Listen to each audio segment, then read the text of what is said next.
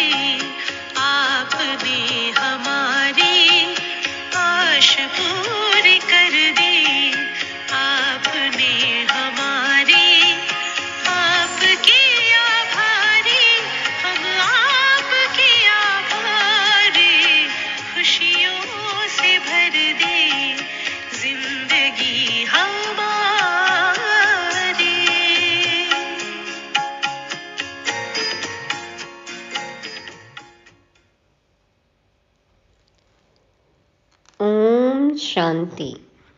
सभी अचल अडोल, माया से खबरदार, ईश्वरीय मैनर्स वाली संग दोष मुक्त आत्माओं को गॉडली मॉर्निंग। सभी का मगज खुशियों से भरपूर है। दिमाग में खुशियां ही खुशियां हैं। जब सब कुछ पता है, सारे प्रश्नों के उत्तर मिल गए, तो खुश होना चाहिए ना। हैं सभी माला माल। ड्रामा के बारे में सब पता है ना। बुद्धि का ताला खुला हुआ है। सभी निश्चिंत निष्फिक्र हैं। बाबा के साथ जाने को तैयार हैं। बाप समान महिमा के लायक बन गए। आत्म ज्योति सदा जागृत है। अब है सारे उत्तर हाँ में। इन सभी प्रश्नों का उत्तर हाँ है। यदि है तो बहुत अच्छा, बधाई हो। यदि कहीं कुछ कमी है तो कैसे पूरी करें, जानने के लिए सुनते हैं सितंबर माह के अंतिम दिवस के शिव भगवान वाच। मीठे बच्चे, तुम्हारा मगज खुशी से सदा भरपूर होना चाहिए, क्योंकि तुम अभी बाप के समान मास्टर नॉलेजफुल बने हो। जब कुछ पता नहीं होता है तो मन में कितने प्रश्न होते हैं, बुद्धि में कितने क्वेश्चन उठते हैं, लेकिन अभी तो हमें सब कुछ पता लग गया ना। तो बाबा कहते हैं तुम्हारा मगज माना दिमाग खुशी से सदा भरपूर होना चाहिए, क्योंकि अभी तुम बाप के समान मास्टर नॉलेजफुल बने हो। पहले प्रश्न होता था क्या, क्यों, कैसे, क्यों हम ही। अब तो सब कुछ पता है ना, तो फिर सदा खुश रहना है। प्रश्न है, तुम बच्चे 21 जन्मों के लिए किस आधार पर मालामाल बनते हो? उत्तर में बाबा कहते, संगम पर तुम डायरेक्ट बाप को अपना सब कुछ देते हो। भक्ति में भगवान के नाम पर करते आए, लेकिन अभी संगम पर बाबा मिले तो हम डायरेक्ट सब कुछ देते हैं, सब बाप के हवाले कर देते हो। इसके रिटर्न में तुम 21 जन्मों के लिए मालामाल बन जाते हो। बाबा कहते, इस समय तुम्हारे पास जो कूड़ा किचड़ा है वह मुझे दे दो। अभी कुछ धन माल है हमारे पास, सब कूड़ा किचड़ा ही है ना। बाबा कहते हैं वो मुझे दे दो। मरने के पहले अपना सब कुछ ट्रांसफ़र कर दो, तो भविष्य में उसका रिटर्न मिल जाएगा। अभी क्या है, तन भी रोगी है, मन भी काला है, धन भी काला है। सब कुछ बाप के हवाले ट्रांसफ़र कर देना है। BMW, बॉडी, माइंड और वेल्थ। बाबा कहते हैं भविष्य में उसका रिटर्न मिल जाएगा। मरने से पहले सब कुछ छूट जाएगा ना, यहीं पे हम तो सब कुछ छोड़ के चले जाएंगे। तो बाबा कहते हैं इससे अच्छा है कि अपना सब कुछ सफल करो। 21 जन्मों के लिए ये इंश्योरेंस पॉलिसी है। देखो रिटर्न कितना मिलेगा। तो समझदारी इसी में है कि अपना सब कुछ डायरेक्ट बाबा के हवाले करके 21 जन्मों के लिए हम माला माल बन जाएं। गीत बजा ओम नमो शिवाय। ओम शांति। सालिग्रामों प्रति शिव भगवान उवाच। रूहानी बच्चों प्रति रूहानी बाप समझा रहे हैं।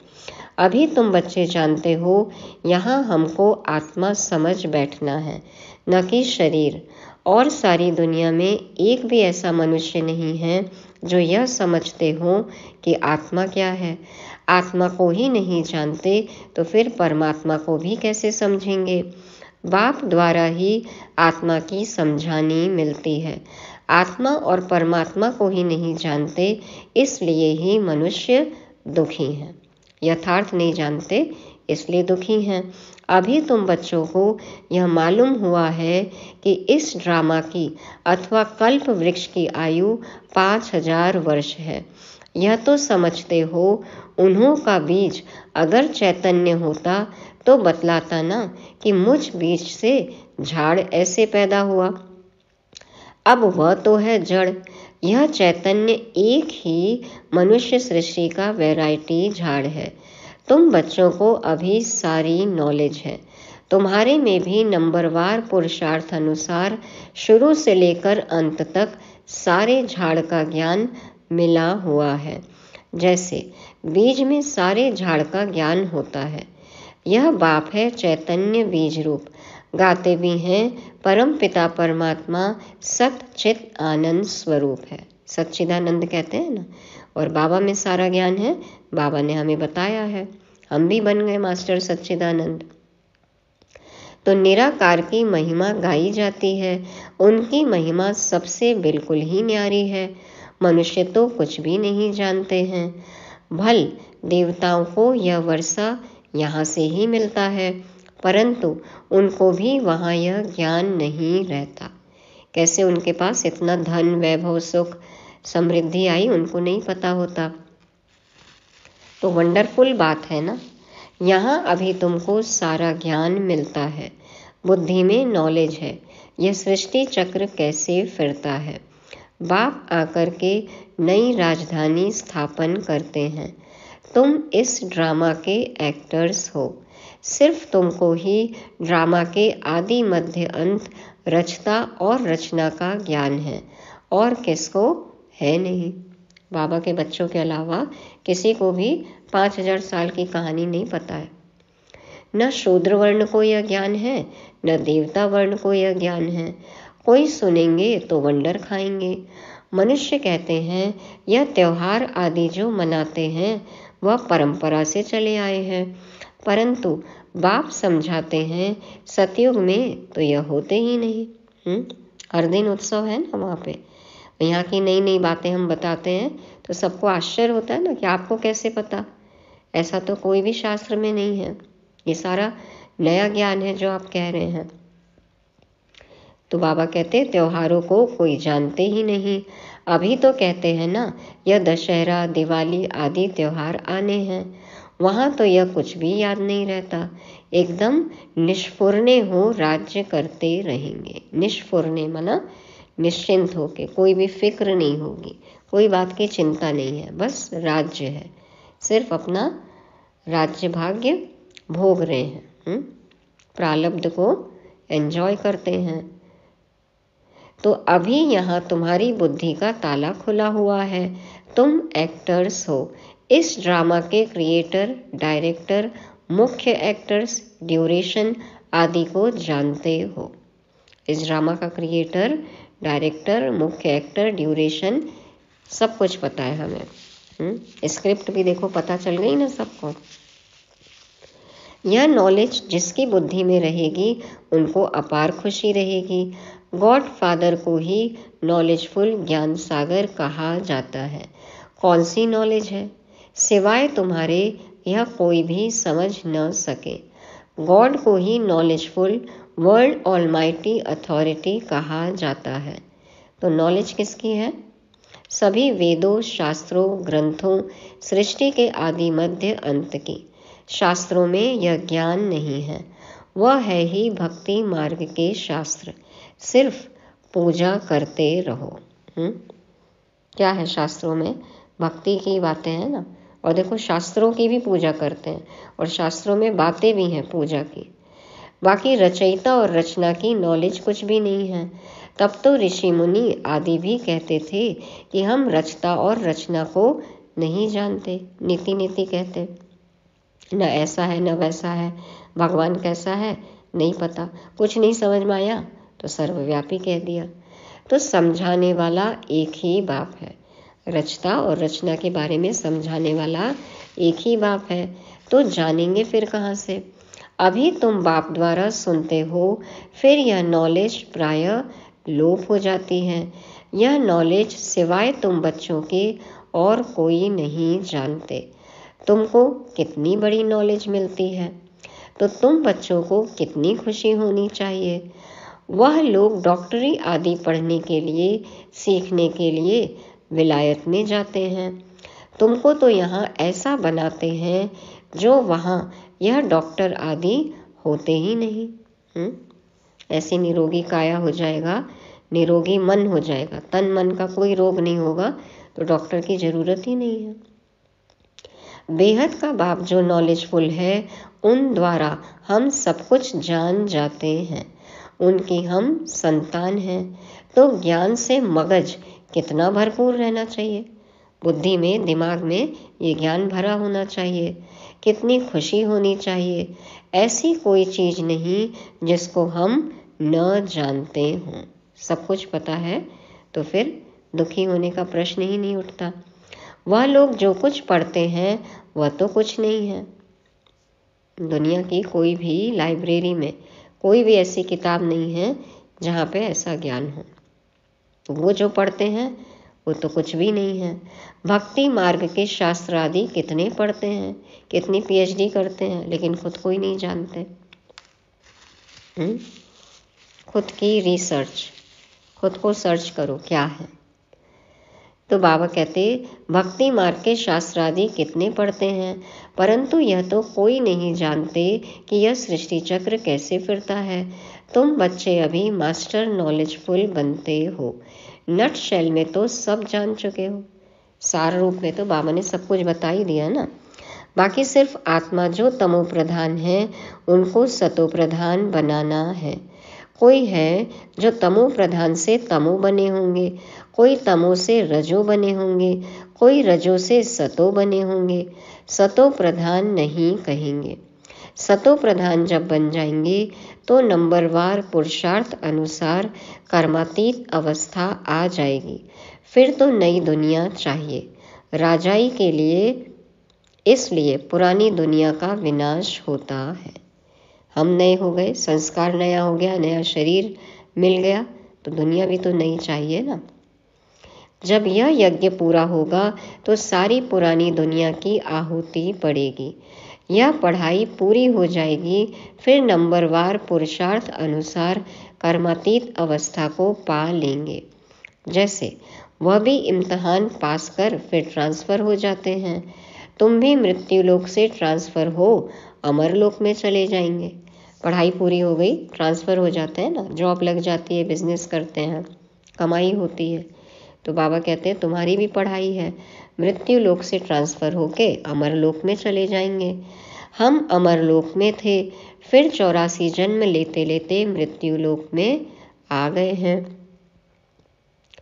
तुम कहते हो अभी हम पढ़ रहे हैं, फिर अमर लोक में जाकर देवी देवता बनेंगे। बाप ही मनुष्य से देवता बनाते हैं। पतितों को पावन देवी देवता कौन बनाएगा? देवता तो यहाँ कोई है नहीं जो देवी देवता बनावे। लक्ष्मी नारायण चाहिए ना, वह तो यहाँ होते नहीं। तुम बच्चे जानते हो इस समय बाप ही आकर पढ़ाते हैं, स्वर्ग का राज्य भाग्य देते हैं। स्वर्ग था, लक्ष्मी नारायण का राज्य था ना। इन्हों की यह राजाई किसने स्थापन की? हेवनली गॉडफादर ने ही पैराडाइज सतयुग स्थापन किया। जहाँ देवी देवता राज्य करते थे। वहाँ दूसरा कोई खंड था नहीं, एक ही भारत था। तुम्हारी बुद्धि में है, जब हम राज्य करेंगे तो दूसरा कोई नहीं होगा। तुम्हारी बुद्धि में यह सारा झाड़ है, इसका बीज ऊपर में है। वह सत है, चैतन्य है। आत्मा भी इम्पेरिशेबल है। बाबा सत है, सत्य है, अविनाशी है, चैतन्य है ना। और आत्मा भी इम्पेरिशेबल है, अजर अमर अविनाशी है। बाबा भी इम्पेरिशेबल है। जो बाबा में ज्ञान है वह तुमको सुनाते हैं। सारा झाड़ खड़ा है, बाबा ऊपर में है। इस समय मनुष्य तमो प्रधान काटे हैं। एक दूसरे को देखो कैसे दुख देते हैं, चुभते रहते हैं, कैसे वचन बोलते हैं। झाड़ पुराना होने से जैसे सूख जाता है, इसलिए इनको कहा जाता है कांटों का जंगल।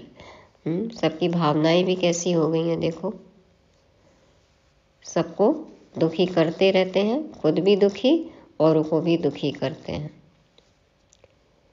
तो बाबा कहते हैं कि वहाँ होता है फूलों का बगीचा, बागवान भी है।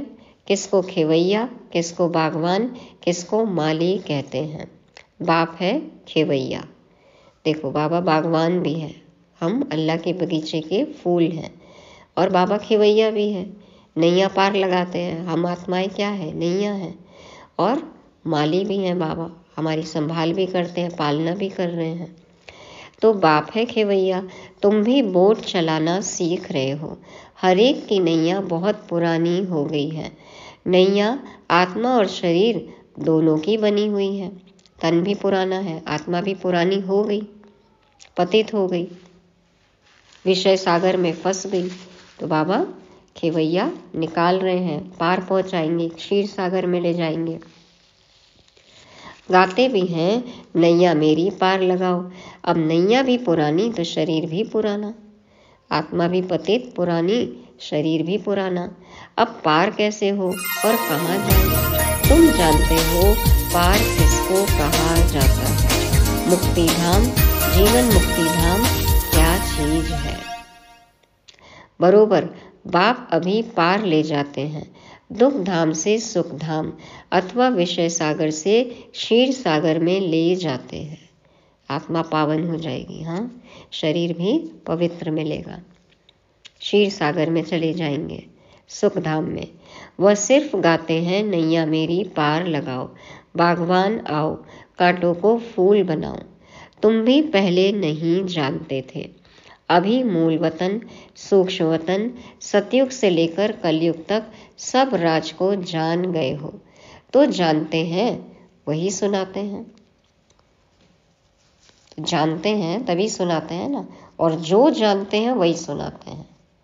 तो जानकर सुनाते हैं, जो जाने वो सुनाएंगे। जो कहते हैं हम नहीं सुना सकते, मानो उन्होंने समझा ही नहीं है, जाना ही नहीं है। अंदर ज्ञान टपकता रहे तो सदैव खुशी में रहेंगे। हर बात का जवाब है, हर बात के लिए बाबा ने पॉइंट्स दिए हैं, तो खुशी होनी चाहिए ना। कोई चिंता की बात ही नहीं रहती, फिक्र से फारिग हो जाते हैं, फिक्र से फ्री हो जाते हैं, दूर हो जाते हैं, निष्फिक्र हो जाते हैं, निश्चिंत हो जाते हैं, कोई भी चिंता नहीं। तुम जानते हो बाबा हमको ले जाते हैं, अब हम बाबा जैसे बन रहे हैं।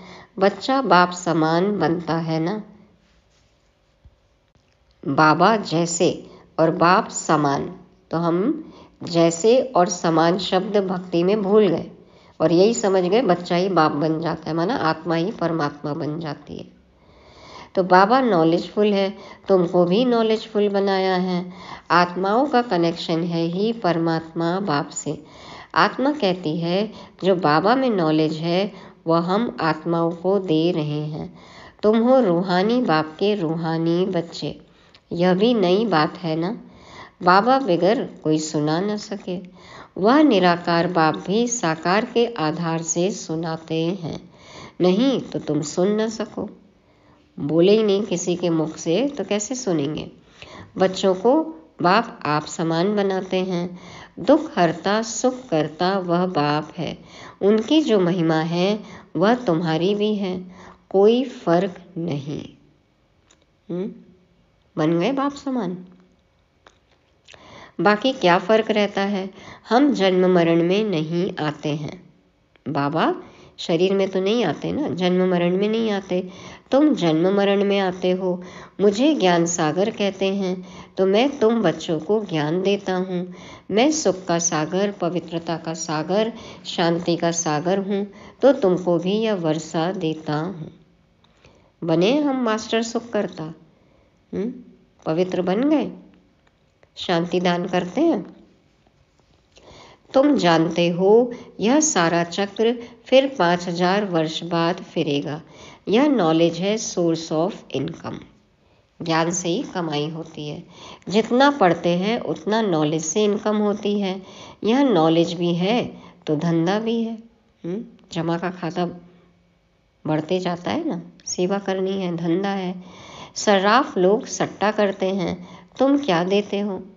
सौदेबाजी करते हैं ना, शेयर बाजार क्या है, तो सट्टा मट्टा करते हैं। देखो तुम क्या देते हो? कूड़ा कचड़ा। कैसा सौदागर है बाबा, कूड़ा कचड़ा लेकर हमको स्वर्ग की बादशाही देते हैं। कितना भोलानाथ है। तो मरने के बाद करनी घोर को कूड़ा कचड़ा ही देते हैं। तुमको तो जीते जी देना है, पुरानी दुनिया से मरना है और बाबा को अपना कूड़ा कचड़ा, कमी कमजोरी, स्वभाव संस्कार पुराना, आसुरी अवगुण सब कुछ दे देना है। जीते जी मरना है। बाबा कहते हैं तुमको तो जीते जी देना है। पुरानी दुनिया से हमें जीते जी मरना है, अपना सब कुछ देना है। ईश्वर अर्थ देते हैं।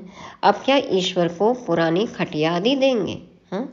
स्थूल सामान चाहिए बाबा को, पुरानी खटिया वगैरह? बाप कहते हैं तुम मरने से पहले ही सब दे दो। पुरानी खटिया दो, जो आत्मा शरीर छोड़ती है उसका बिस्तर खटिया सब दे देते हैं ना। तो खटिया देंगे? क्या देना है? पुराना तन, मन धन, BMW, वही बात होती है ना। अपना सब कुछ पुराना दे दो, मरने के पहले ही सब कुछ दे दो, सब सफल कर लो। यह पुरानी चीज तुम्हारे काम में ही नहीं आएगी। भल कोई कितना भी साहूकार हो, परंतु कितने दिन के लिए होगा? एक जन्म के लिए। फिर कर्मों अनुसार पता नहीं कहाँ जाकर जन्म लेंगे। तुम तो बाप से 21 जन्मों के लिए लेते हो, पुरुषार्थ अनुसार। जितना देंगे, जितना इंश्योर करेंगे उतना मिलेगा। यह है रूहानी सर्विस। सारी दुनिया जानती है जिस्मानी सर्विस को। समाज सेवक होते हैं ना दुनिया में, रूहानी को कोई जानते ही नहीं। सुप्रीम रूह ही आकर नॉलेज देते हैं, उस सुप्रीम का जन्म भी मनाते हैं। उनको ही सुख का सागर, शांति का सागर, दुख हरता सुख करता कहते हैं। शिव नाम है ना, जयंती भी मनाते हैं, परंतु बुद्धि में कुछ नहीं है। बाप ही यह सब राज सुनाते हैं, फिर 5000 वर्ष बाद सुनाएंगे। यह ज्ञान सतयुग में नहीं होता, क्योंकि आत्माएं सतो प्रधान हैं। ज्ञान से ही वह ऐसी बनती हैं। यह नई बातें हैं ना। मंदिर बनाने वाले भी यह नहीं जानते कि लक्ष्मी नारायण का मंदिर हम क्यों बनाते हैं। बिरला मंदिर देखो, अपने नाम पे नाम रख दिया। उन्हों को यह राज्य किसने दिया, कैसे यह पद पाया? कहते हैं ना कर्मों का फल है। अभी बाप बैठ कर्म अकर्म विकर्म की गति का राज समझाते हैं। उन्होंने भी यह नॉलेज सुनी होगी। है ही भगवान उवाच, गीता से ही आदि सनातन देवी देवता धर्म की स्थापना हुई। वहाँ बहुत थोड़े मनुष्य होते हैं, बाकी सारी पुरानी सृष्टि कहाँ गई? जरूर विनाश हुआ होगा। महाभारत लड़ाई भी गाई हुई है। गिरधर कवि राज कहते हैं ना, गिरधर कवि राज। अब गिरधर तो कहते हैं श्री कृष्ण को। कवि कौन है? शिव बाबा को कवि कहा जाता है। कवि अर्थात सुनाने वाला, कविता गीत है ना। कवि माना सुनाने वाला। गिरधर, गिर को धारण करने वाला। दिखाया ना कि पहाड़ को उठा लिया। तो गिरधर कविराज, कविराज है सुनाने वाला। आधार कौन सा तन लेते हैं? ब्रह्मा तन। वही तन, वही आत्मा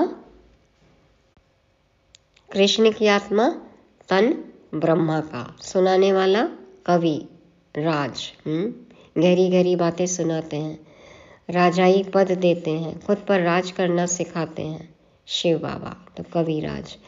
तुम जानते हो आफतें आदि बहुत आनी हैं, पुरानी दुनिया के विनाश लिए क्या क्या चीज़ें बना रहे हैं। हाँ देखो, कितना बख्तर, कितनी सामग्री इकट्ठा कर लिए खुद की मौत के लिए। यह वही महाभारत लड़ाई है, जबकि भगवान ने आकर रुद्र ज्ञान यज्ञ रचा है। भगवान यज्ञ किस लिए रचते हैं? यज्ञ रचा ही जाता है सुख शांति के लिए। बाप सभी का दुख हरता सुख करता है, तो इस ज्ञान यज्ञ में सारी पुरानी सृष्टि स्वाहा हो जाएगी। तुम जानते हो हम ब्राह्मण यज्ञ के सर्वेंट हैं। यज्ञ के सर्वेंट समझते हैं खुद को, है सेवाधारी। हम ब्राह्मण ब्रह्मा के सच्चे मुखवंशावली हैं, तो बाबा जो मुख से कहे वह मानना पड़े। मानते हैं? चेक करो। श्री श्री की श्रेष्ठ मत से ही हम श्रेष्ठ बन रुद्र की माला का दाना बनेंगे। सिजरा बनाते हैं, फैमिली बनाते हैं ना, वासवानी सिजरा, कृपलानी सिजरा, तो ऊपर में है शिव बाबा, उनका है निराकारी सिजरा। निराकारी सिजरा व फिर साकारी सिजरा होता है। आत्माएं शरीर में आती हैं। पहले नंबर में है प्रजापिता, तो वह हुआ जिस्मानी और वह रूहानी। रूहानी बाप आकर प्रजापिता ब्रह्मा द्वारा रचना रचते हैं। उनको बुलाते ही हैं, हे पतित पावन आओ, पुरानी पतित दुनिया को पावन बनाने आओ। नई नहीं बनाते हैं, प्रलय होती नहीं, तो यह वर्ल्ड की हिस्ट्री ज्योग्राफी रिपीट होती है। 84 का चक्र फिर से शुरू होता है। बेहद के बाप से बेहद की नॉलेज मिलती है, बेहद का वर्षा मिलता है। बेहद के बाप को सब याद करते हैं। हे भगवान कहते हैं ना, हे ईश्वर, हे प्रभु कहने से कोई चित्र याद नहीं आता, निराकार याद आता है। कहते भी हैं कि भगवान को याद करो। फादर है ना, हम सब हैं ब्रदर्स। आत्माओं के लिए कहते हैं सब ब्रदर्स हैं। आत्मा आत्मा, भाई भाई, हाँ, एक पिता की संतान। हिंदू मुस्लिम सिख ईसाई आपस में है भाई भाई, हिंदी चीनी भाई भाई, तो कैसे? आत्मा रूप में ना। सब पुकारते हैं, हे पतित पावन, दुख हरता सुख करता, हे लिबरेटर आओ, हमको गाइड करो। घर भूल गया है, याद है परंतु हम जा नहीं सकते। कैसे जाएंगे पता ही नहीं है। योग लगाने से जैसे घृत पड़ता जाता है, योग लगाया तो घृत पड़ता जाता है, माना रोशनी, जागृति, अवेकनिंग, समझ आ जाती है।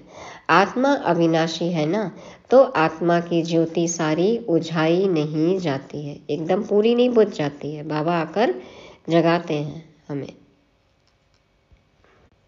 याद दिलाते हैं, शक्ति देते हैं, तो जागृति आ जाती है।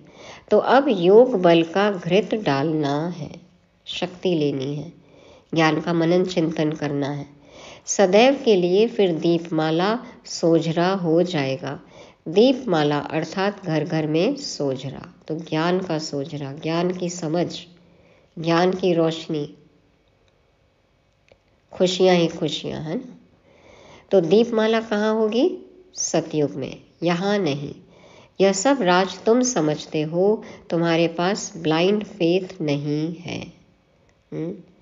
इधर गए गंगाराम, उधर गए जमुना दास। ब्लाइंड फेथ नहीं, अंधश्रद्धा नहीं, अब समझ है, ज्ञान की रोशनी, प्रकाश, समझ, अज्ञान अंधेरा खत्म,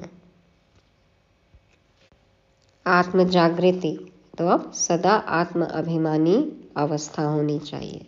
सतयुग में दीपमाला कैसे जलेगी, कैसे होगी दीपमाला? सोझरा, क्योंकि सभी आत्माभिमानी अवस्था में है। तो वही अवस्था हमें सदा के लिए रखनी है, सदैव आत्माभिमानी अवस्था में टिकना है। अच्छा, मीठे मीठे सिकी लदे बच्चों प्रति माता पिता बाप दादा का याद प्यार और गुड मॉर्निंग। रूहानी बाप की रूहानी बच्चों को नमस्ते। हम रूहानी बच्चों की रूहानी बाप दादा को याद प्यार, गुड मॉर्निंग और नमस्ते। शुक्रिया बाबा, शुक्रिया। धारणा के लिए मुख्य सार। पहला पॉइंट, चिंताओं से फ्री होने के लिए बाप समान नॉलेजफुल बनना है। बुद्धि में सदा ज्ञान का सिमरन करते रहना है। दूसरा, रूहानी सर्विस कर अपनी प्रारब्ध बनानी है। पुराना सब कुछ ट्रांसफर कर देना है। वरदान है, सर्व प्रति शुभ कल्याण की भावना रख परिवर्तन करने वाले बेहद सेवाधारी भव। सर्व प्रति शुभ कल्याण की भावना रख परिवर्तन करने वाले बेहद सेवाधारी भव। बाप दादा समझाते हैं, मेजॉरिटी बच्चे बाप दादा के आगे अपनी यह आश रखते हैं कि हमारा फलाना संबंधी बदल जाए, पति बदल जाए, बच्चे बदल जाए माना उनका व्यवहार बदल जाए, संस्कार बदल जाए, वो भी ज्ञान में आ जाए तो हमारा जीवन कितना आसान हो जाएगा, है ना। सोचते हैं ऐसे। तो बाबा को कहते हैं, मेजॉरिटी बच्चे बाप दादा के आगे अपनी यह आश रखते हैं कि हमारा फलाना संबंधी बदल जाए, घर वाले साथी बन जाएं, लेकिन सिर्फ उन आत्माओं को अपना समझ या आश रखते हो तो हद की दीवार के कारण आपकी शुभ कल्याण की भावना उन आत्माओं तक पहुंचती नहीं। अपने जीवन को, अपने मार्ग को आसान बनाने के लिए चाहते हैं कि हमारे संबंधी, उनका संस्कार बदल जाए तो हमारा इस मार्ग में चलना आसान हो जाएगा, वो सहयोगी बन जाए। या फिर चलो उनके लिए ही कल्याण की भावना कि उनका भी भला हो, लेकिन ये हद की इच्छा है। तो बाबा कहते हैं कि हद की दीवार के कारण आपकी शुभ कल्याण की भावना उन आत्माओं तक पहुंचती नहीं। बेहद के सेवाधारी सर्व प्रति आत्मिक भाव व बेहद की आत्मिक दृष्टि, भाई भाई के संबंध की वृत्ति से शुभ भावना रखते हैं तो उसका फल अवश्य प्राप्त होता है। यही मनसा सेवा की यथार्थ विधि है। तो मेरा पति नहीं, मेरे बच्चे नहीं, मेरे संबंधी नहीं, वो आत्मा भी, आत्मा भाई भाई और सभी आत्माएं, सिर्फ ये कुछ आत्माएं क्यों, सर्व आत्माओं के प्रति कल्याण की भावना हो। संसार की समस्त आत्माएं, उनके लिए शुभ भावना हो, बेहद की आत्मिक दृष्टि हो तो बाबा कहते हैं उसका फल अवश्य मिलता है। और यही मनसा सेवा की यथार्थ विधि है। और सभी आत्माओं में तो वो भी आत्माएं आ ही जाएंगी ना, तो हद से निकल बेहद की सेवा वृत्ति होनी चाहिए। स्लोगन है, ज्ञान रूपी बाणों को बुद्धि रूपी तरकश में भरकर माया को ललकारने वाले ही महावीर योद्धे हैं। ज्ञान रूपी बाणों को बुद्धि रूपी तरकश में भरकर माया को ललकारने वाले ही महावीर योद्धे हैं। कोई भी परिस्थिति हो, कोई भी व्यक्ति का स्वभाव संस्कार कैसा भी हो, सब परिस्थिति को पार करने के लिए बाबा ने हमें ज्ञान के पॉइंट दिए हैं। तो उनका मनन चिंतन करना है, बुद्धि में रखना है, तो हर परिस्थिति को हम पार कर लेंगे, तब कहलाएंगे हम महावीर। तो ये थी आज की मुरली। रिवाइज करने के लिए पॉइंट्स हैं। पहला, मगज सदा खुशी से भरपूर रहे, सदा खुश रहना है। बाबा ने सब कुछ बता दिया है, सब कुछ तो पता है, फिर किस बात की चिंता। दूसरा, माला माल कैसे बनेंगे 21 जन्मों के लिए, सब कुछ डायरेक्ट बाबा को इंश्योर कर देना है। तीसरा, चिंता फ्री, बाबा की छत्र छाया में रहेंगे तो हमेशा निष्फिक्र रहेंगे, निश्चिंत रहेंगे, चिंता फ्री। और चौथा, बेहद सेवाधारी, हद की सिर्फ आत्माएं, कुछ आत्माओं के बारे में ही नहीं सोचना है, बेहद के सेवाधारी बनना है, सबके प्रति शुभ कल्याण की भावना हो। और पांचवा है महावीर योद्धा, तो बुद्धि में ज्ञान के पॉइंट्स भरे रहें, सभी परिस्थितियों को हम आसानी से पार कर लेंगे और जीवन सदा खुशियों से भरपूर। ओम शांति।